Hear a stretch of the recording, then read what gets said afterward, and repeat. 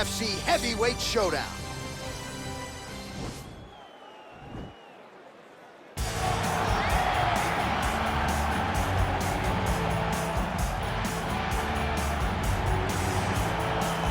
All right, so here he is, one of the more prolific takedown artists in the UFC at present. And when you get some praise from Daniel Cormier when it comes to your offensive takedown game, you know you're doing something right. And you talk about wrestlers and judo players and grapplers, but this guy just combines all of that. He is able to use foot sweeps from the grappling game. He is able to use throws from judo, and he's able to use wrestling from the wrestling game to take people down. He has an array of takedowns at his disposal, and he uses every single one of them. From the speed of the level change, to the timing, to the knowledge of where to go next. When the guy starts to defend, he's truly, truly something special. I don't think he could take you down, but tonight he doesn't have to. So in this matchup, prevailing wisdom is he'll be able to get this fight to the canvas. Well, this young man is a really accomplished submission specialist, and sometimes fighters get offended when you call them a specialist, but most people know what he's trying to do in there, and to this point, no one's really been able to stop him. John, he will try to pull guard. He pulls guard anymore in the UFC at this point, but he understands that for him to be successful, the fight has to be in the grappling, in the jiu-jitsu. If he's able to extend these jiu-jitsu exchanges, he is the guy that is generally going to win. He understands position. He understands going from point A to point B. He always is the one controlling the underhook. Always has the frame. Just a knowledge of jiu-jitsu that not many people can match. And you can be sure as he makes this walk tonight, he's thinking about just how quickly he can get this fight to the ground and utilize those aforementioned high-level submission skills. Our tale of the tape for this heavyweight fight. More than 5 years apart, with similar height and reach. We go inside the octagon. Here is Ladies and gentlemen, this fight is 3 rounds in the UFC heavyweight division. Introducing first, fighting out of the blue corner. This man is a jiu-jitsu fighter, making his professional debut here tonight. He stands 6 feet 1 inch tall, weighing in at 202 pounds. Fighting out of Milwaukee, Wisconsin, USA, the Executioner. And now introducing his opponent, fighting out of the red corner. This man is a freestyle fighter, making his professional debut here tonight. He stands 6 feet 2 inches tall, weighing in at 184 pounds. Fighting out of Stockholm, Sweden, the Nightmare. And when the action begins, our referee in charge, Herb Dean. So Herb Dean, third man in there for this one.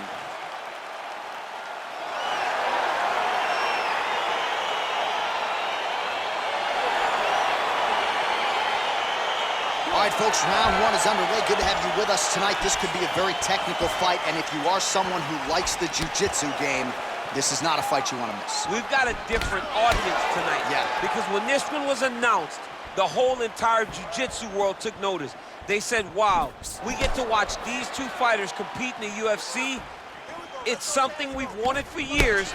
Just has to happen in the octagon. It did not happen in a jiu-jitsu competition, but they're more than happy to tune in and watch this great fight. Stuffs the takedown, no problems. And he switches his stance yet again. Big punch lands over the top. How's he gonna follow this one?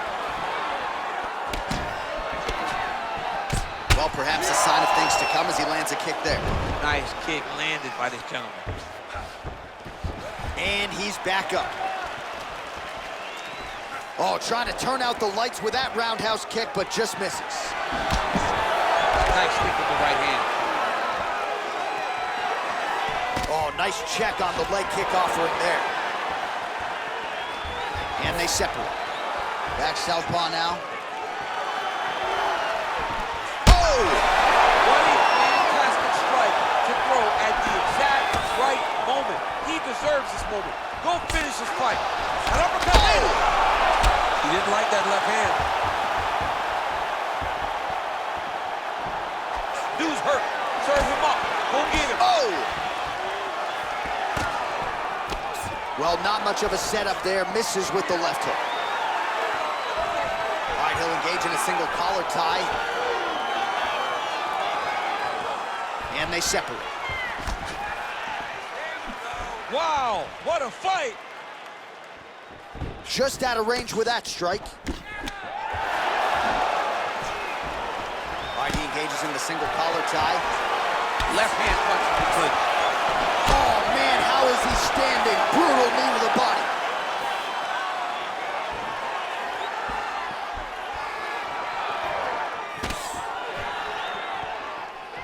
Big, powerful punch lands. Now he gets back to range. Oh, collar tie. Switching stances here. And they separate. He's back in the clinch position. This is where he has done a ton of good work here. Punch, punch, punch to the head from the clinch. Look at him whip his hip into that kick. Hey, finally. Oh, nice. Oh, he might have got him with a choke.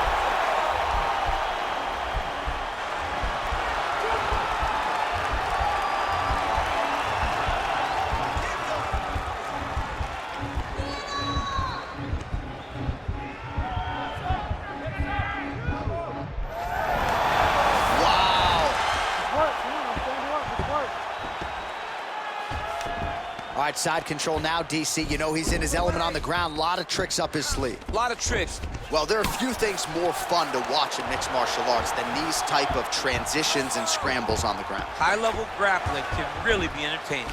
All right, so you got to be careful playing on the ground with this guy. You don't want to mess around for too long. 90 seconds to go now. Oh, big combination of ground and pound strikes here, DC. This could be the beginning of the end. I mean, you got to be very careful when you take these big ground and pound strikes. You need a controlled posture on the bottom, and if you're the top guy, the guy that's looking to finish, continue to gain posture and rain down big strikes on your opponent. All right, good movement by him here on the ground. He really is a master of these transitions. He is a master of movement on the ground. You never know where he's going to be. I love watching this guy move on the ground. Another nice transition there. Such a high-level grappler. You don't see that very often. All right, he's very comfortable fighting off his back, DC. Now looks like he's trying to hip escape. Yeah, he's trying to hip escape or maybe look for a Kimura here. Sound strike on the ground. He's putting him in exactly the positions he needs to be in right now. He's able to relax here.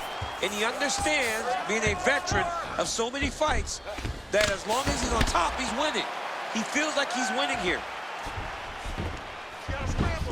Beautiful movement, hip work on the ground here, just outstanding with the transition. He is not staying in one place on the ground, and that's very important. All right, well, he's got him softened up here.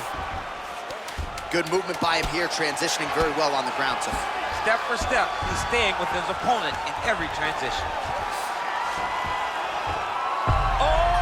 Oh, and there's the horn at the end of the round. So the fighter was really caught in a submission there just as the horn sounded. Safe to say he was saved by the bell there. So back to the stools they go. 60 seconds to recover here. We're going to fight on, ladies and gentlemen. Another round coming up. All right, let's now look back at some of the action from that round. He went headhunting, landed, nearly got the finish, too. A lot of coaches tell you don't headhunt. In this case, he's been headhunting, and he landed a big enough shot to truly put his opponent on notice. Great job putting those combinations together. He's ready to be KO'd.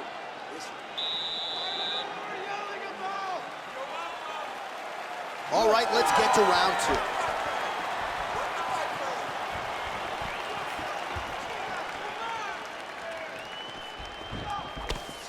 Big punch lands through the middle.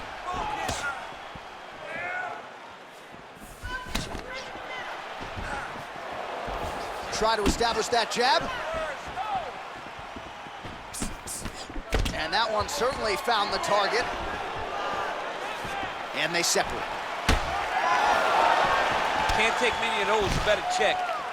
Going orthodox now. Goes back to the southpaw stance here. Stuffs that takedown attempt without issue. Recovery, man, right back to his feet.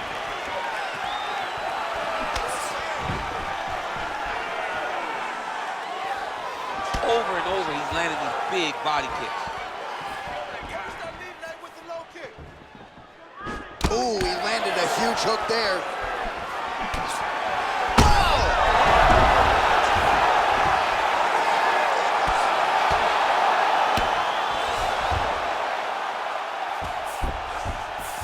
Working off of his back here. Looks like he may try to hip escape. Well, he's more than content to work off of his back, DC, where he has been a magician in his UFC career. Oh, nice job here staying busy off of his back. Nice offense from the bottom.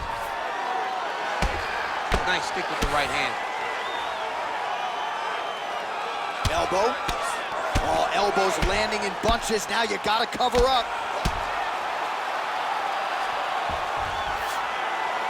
Strong bottom work here, staying busy. All right, full guard here, DC. We'll see how soon he tries to pass. Well, he needs to be... Oh, looks like he's trying to isolate an arm, maybe set up a Kimura here, DC. Yeah, he's going to try to attack Kimura here. He'll try to get him up on his right hip. The Kimura is not the arm. It's the shoulder pressure that usually makes you tap.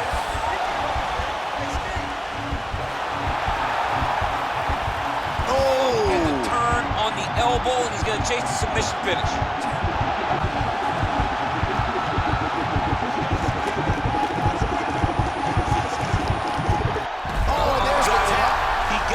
Finish. What a beautiful Kimura finish by this great fighter. And I don't care how high your threshold is for pain. When you're in that compromised state, better to tap and fight another day. It's so crazy because people think the pressure's on your arm. It's all your shoulder.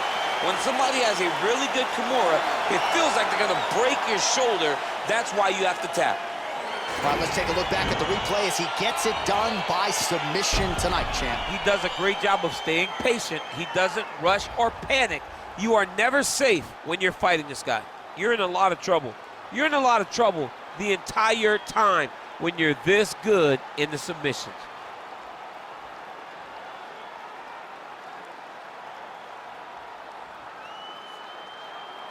So a seminal moment for this fighter here tonight as he gets the win by submission. Huge victory in his career, and it'll be very interesting to see how they matchmake him moving forward. Ladies and gentlemen, referee Herb Dean has called a stop to this contest at 2 minutes, 22 seconds of round number 2. Declaring the winner by tap out, the Executioner. Well, what an incredible result here tonight as you see the winner there celebrating his victory by way of submission, and they put so much stock into finishing this fight. They felt like to really spin his career forward, they needed to not just win, but get the finish, and they certainly got it tonight. They got the finish. He's such a terrific grappler. Every time he is on his back, he looks for submissions over and over again. Eventually, he found one tonight and got the desired result.